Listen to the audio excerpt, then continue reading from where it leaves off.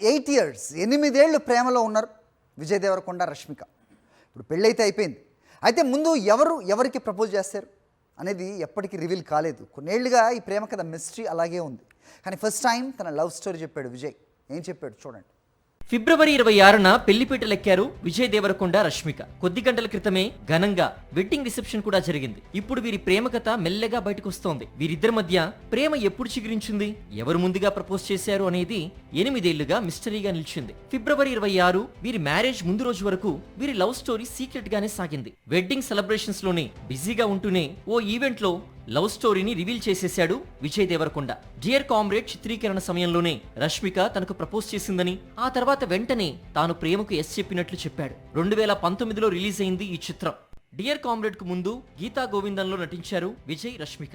కాకపోతే అప్పటికి వీరిద్దరి మధ్య స్నేహం మాత్రమే ఉంది. ఎప్పుడైతే డియర్ కామ్రేడ్ షూటింగ్ మొదలైందో ఆ తర్వాత వీరిద్దరి మధ్య ప్రేమ చిగురించింది. 7 ఏళ్లుగా వీరు ప్రేమలో ఉన్నారు.